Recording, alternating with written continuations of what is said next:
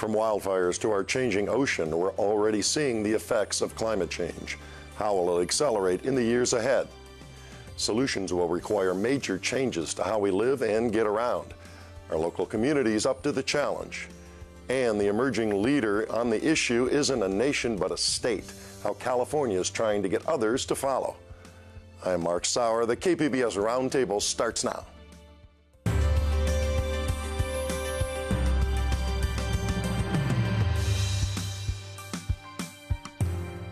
Welcome to our discussion of the week's top stories. I'm Mark Sauer. Joining me at the KPBS Roundtable today, Joshua Emerson Smith, who covers the environment for the San Diego Union-Tribune, KPBS environment reporter Eric Anderson, KPBS Metro reporter Andrew Bowen, and Allison St. John, who covers North County for KPBS. Massive reforestation, all-electric transportation, vast increases in carbon capture technology, a complete transformation from how we've burned fuel for the past 250 years, and all of it accomplished in the next decade or two. The world's top climate scientists issued urgent warnings in a powerful report on climate change released by the United Nations last month. Such change requires tremendous expense, drastic lifestyle changes, and unfathomable political will. But the scientists warn a failure to do so will be far more costly. The end-of-life societies have known throughout the industrial age. And Joshua, it's hard to overstate the dire aspects of this report. What in 2018 have been some of the impacts of climate change that arrived worldwide? Well, we've seen them here in the United States, right? You got increased storms on the East Coast especially, flooding, property damage, and then here we're just getting over some of the most destructive and deadly wildfire in California's recorded history. I mean, it's pretty much right in front of our faces. And of course, we've had droughts and extreme heat, and as you say, it's been from the Arctic to California, Africa, across Europe. It's been an unbelievable year for that. The UN report reviewed 6,000 scientific studies, starkly declared the impact of global temperatures rising by a ½ degree Celsius. They did it in progressive measures. What are some of the predictions at 2 degrees Celsius or higher? Right. Well, actually, the study was expressly to kind of ask this question of what was going to happen at 1.5 degrees Celsius. We had been talking about 2 degrees Celsius, and the question came up, well, maybe we need to model all of this for 1.5. Can we spare ourselves the worst implications of climate change if we can cap emissions at that level? And the answer was no. Still, we are going to see significant disruptions to the planet, even if we can cap emission warming at 1.5. But if it does increase to 2 degrees Celsius, things get significantly worse from 1.5. And, you know, we're talking about food shortages, heat waves, more flooding, more wildfires, all of the things that we've been seeing the beginnings of now, just on a much greater scale. And Eric, your recent story, one of these effects here is ocean acidification. Talked about the grave impact on California's ocean-based economy. Tough to pinpoint the causes. Explain that. Well, ocean acidification is basically the ocean sucking in more carbon than it has in the past, and it changes the balance of the pH balance of ocean waters. That has a couple of effects, real-world effects that state of California officials have recognized, and one of them is that animals that make shells in the ocean require carbon to make those shells, and they have a more difficult time doing that when the acidification goes up. So not only is there more carbon going into the ocean, there's less of an opportunity to kind of sequester some of that carbon in the shells of these animals. And that could have real-world impacts on the California economy. The state of California has actually taken the step of developing an action plan of things that they can do. And one of the things that they recognize as the single biggest thing that can be done is to reduce the amount of carbon that is generated by automobiles, by industry, and to really cut that out so that that carbon is not available to be absorbed by the ocean. Well, that's a key question here, Josh. You got to vastly increase the number of electric vehicles, solar arrays on rooftop, wind turbines, refit all buildings here. Right. And for energy efficiency, how do we do all that? Well, the UN report The UN's Intergovernmental Panel on Climate Change was very explicit. Basically, the entire globe has to implement a carbon tax. I mean, they were pretty explicit. That is the way, with our market-based economy, to get this done. And so just make it a lot more expensive to burn fossil fuels. Basically, right? We need to send a market signal. And they were pretty explicit. I mean, they said that that tax has to be somewhere around $135 a metric ton, maybe even as high as $5,000 a metric ton. But by the end of next decade, at least $135 a metric ton. And we do have some of these carbon taxes are starting to get rolled out across the world now. Here in California, we have a market-based approach with the cap and trade program, and the price of carbon here in California is a little under $15 a ton, and that will go up a little bit. But places like Canada just put a carbon tax in place at $20 that will go up $10 every year. And I wanted to bring the politics into this. House freshman Alexandria Ocasio-Cortez of New York, she supports the Green New Deal, made a public stink about that. Pelosi's leader, Pelosi, the new Speaker of the House, coming in office last week, and she talked about many of the things you're talking about, decarbonizing all industry, agriculture, transportation, etc. But Eric, it brings up the political question here, and there's a Pew report out about the political feelings about this in the United States. Right. The Pew Research Center basically asked the questions about global warming and then looked at the answers based on how people identified themselves politically. And what they tended to find was that Democrats are more likely to believe that climate science is valid, believe that climate scientists understand that there is an impending problem, believe the research that's going on, and that there's a sort of consensus of scientific thought on this. Conservative Republicans, less likely. It's a very clear and very consistent divide over a lot of the different questions that they ask about. They also talked about strategies to deal with this, right? Like restricting power plant emissions. The divides were showing up there as well. Democrats and liberal Democrats are more likely to think that that would be something with a positive impact. Republicans or conservative Republicans less likely to think that that would be the case. So it shows that there is a clear political, ideological divide in this nation when it comes to how we view not only climate change but potential solutions to the problem. Allison? Well, and yet our politicians are only going to take up issues as they see the electorate as interested, and it's kind of distressing to see some of these studies. Yale did a study showing that it's the fourth, in terms of priorities, the fourth issue that even Democrats, even liberal Democrats, put it like fourth in their list of priorities. Well, what comes first, the leadership or the healthcare, gun control, and environmental? No, I mean in terms of getting bridging this divide we're talking about, is it leadership that forces that, or they have to wait for the great grassroots to push them? Well, I mean, I feel like we need leadership. But I think that there is a growing awareness at the grassroots, especially with things like these fires. You know, people are beginning to start getting worried, and they're seeing the ocean coming up and threatening their coastal homes. So there is an awareness, I think, growing, but somehow the leadership hasn't emerged yet. And of course, you know, the 2020 elections, we need to see some new leaders who, perhaps for the first time, put climate change back at the top of the agenda.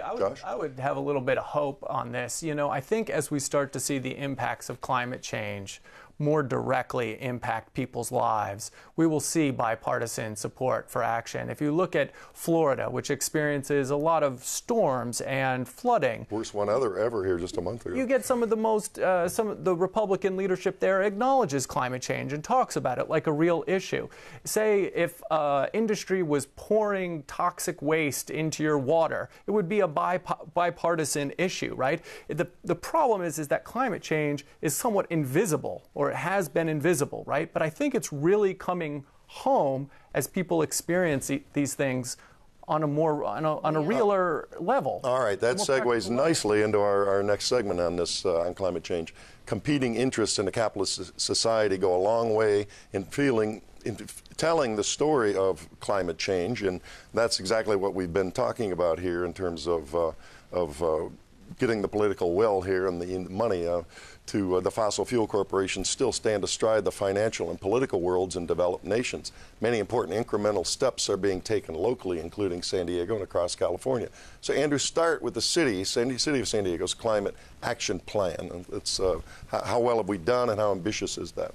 Well, the Climate Action Plan was signed in 2015, so it's about 3 years old, almost exactly 3 years old, actually.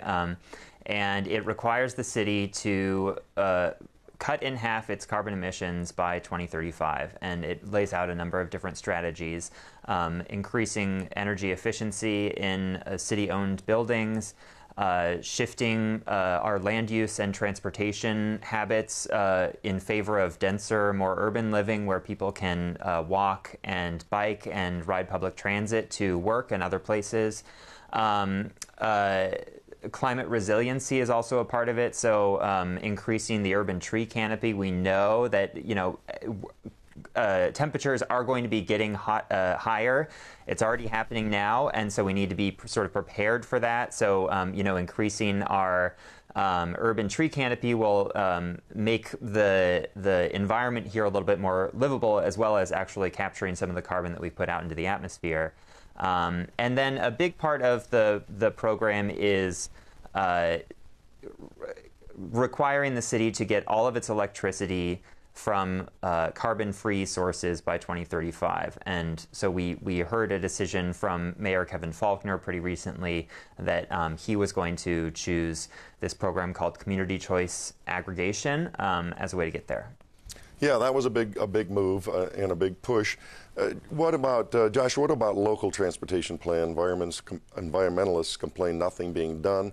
How are we going to get individuals out of cars without doing something drastic? And I guess it gets to the cost that you were talking about a moment ago. I mean, I think it has to be drastic, I mean, if you look at what LA is doing, they're pouring, hundreds of millions of dollars into their transit system. Because the thing that I think a lot of people demonize the transit system, they say, oh, look, no one's riding it.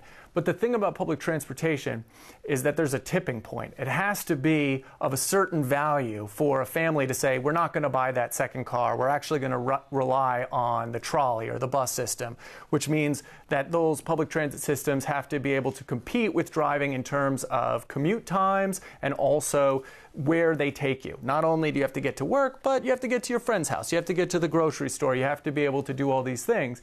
And getting San Diego from where they are right now to a public transit system that would serve people's needs in a way that maybe would incentivize giving up that second car, we're pretty far away from that. Right. And Allison, this gets into the whole idea about sprawl, which you've written about here. We're not seeing just climate change denial from the Trump administration.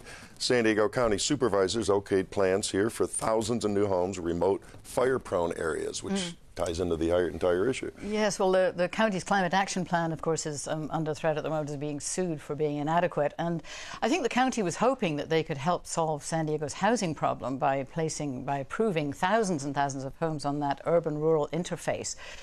Which unfortunately, although it's very attractive for developers because it's a big space where you can put a lot of homes, make a lot of profits. Obviously, you need new homes. Yeah, but it turns out that is exactly where the fires are most dangerous. And so some of the places that they've just approved are in the middle of chaparral-covered hills where wildfires have been quite common. And the fire department, CAL FIRE, has reassured them that it's okay, we think we can evacuate people, but if we can't, maybe shelter in place might be plan B, but nobody's talked much about shelter in place. And I think these fires and the deaths that we've seen in the Paradise Fire has really made people sit up and pay attention. Well, that sets up a good bite. Hang on to that thought, Joshua. That sets up a good bite from Governor Jerry Brown here regarding this Camp Fire that was so devastating we mentioned earlier. Let's hear that.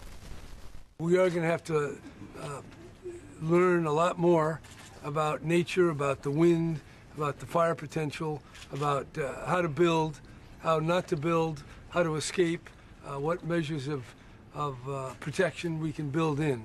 And it's not going to be cheap, but I think we have to carefully really look into the facts here and take all that we learn and apply it going forward. Joshua? How about this conversation? Oh yeah, we can get everyone out. As if we just assume that it's okay that these new houses we're going to build are going to burn down. I'm kind of baffled by that. I actually asked Supervisor Ron Roberts, what about this? And he said, well, fires burn into the heart of San Diego just as frequently as they burn in these outlying areas. That's just not borne out by the facts. I mean, these areas that are in these chaparral systems, The interface. where you get into the fall and sometimes the late fall with no precipitation, it gets extremely dry, and then you get the Santa Ana winds. I mean, these walls of flames, we've seen them here in San Diego. They can be almost impossible to escape from. Well, Andrew, I wanted to bring it back to you because every time we talk about density and more people closer in neighborhoods and not in this interface area, you get big pushback in neighborhoods. Yeah, well, I think a lot of people in San Diego are pretty comfortable with their current lifestyle. They have their single-family home. They, are able to drive their kids to school, able to drive themselves to work. And they are fine with the way that things are, and they don't see any need to change.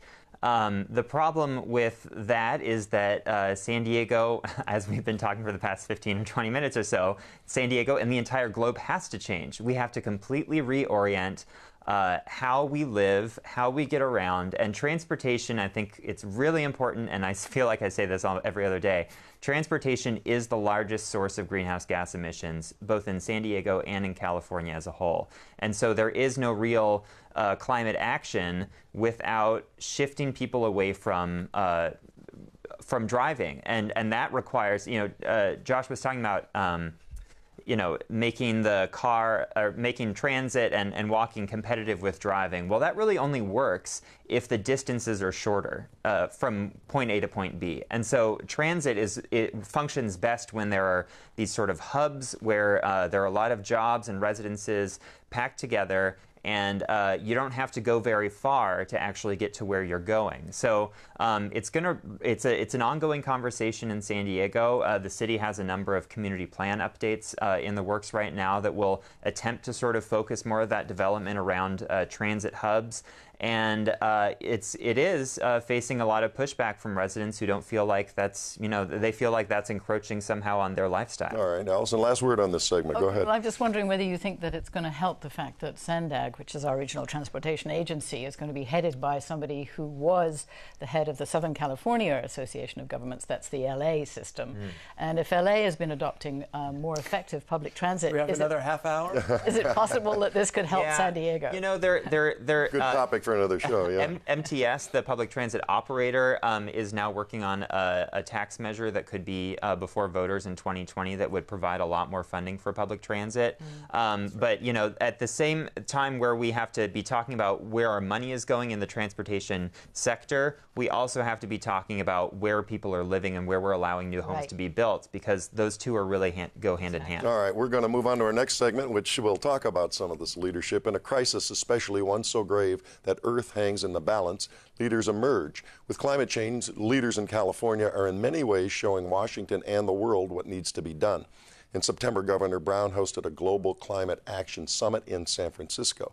The idea to demonstrate how leading states, cities, and businesses can come up with sound, even lucrative ways to battle climate change.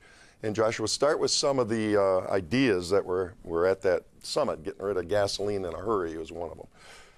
Yeah, I mean, they're talking about transitioning, like you were saying, to more electric cars. That's a huge thing. I want to just... And there was some good news you wrote about recently in San Diego. Yeah, and we have that. And I want to talk about what Andrew was saying, about how we really need to focus on transportation. That's not just true here in San Diego. I mean, that's true across the entire country and across the entire state. I mean, a lot of what California has done has been to force the electric utilities to buy more renewable energy, right? We've taken a lot of the low-hanging fruit, but really the toughest thing here is going to be to get people out of their cars, or at least driving cleaner cars, which is not going to happen that fast, even from the most aggressive predictions we have. Now, here in San Diego, we had some good news. Sales of electric cars in the last 2 quarters actually outpaced hybrid cars for the first time ever. Now, I think a lot of that has to do with demand for the Tesla. A lot of people wanted that. It's a sleek, sexy car. People want to buy it. And subsidies help, too. And subsidies, of course. That also helps, too. But yeah, I mean, the governor and the state of California have a huge suite of programs, everything from the cap and trade to the renewable portfolio standards on electrical utilities to now the Air Board, the California Air Resources Board, really cracking down on agencies like SANDAG, telling them you have to reduce the amount of driving that people do locally. Your development plans have to meet certain benchmarks. And this is a place where we're really at the bleeding edge, whether or not the state will be able to force the local governments to do that. Eric?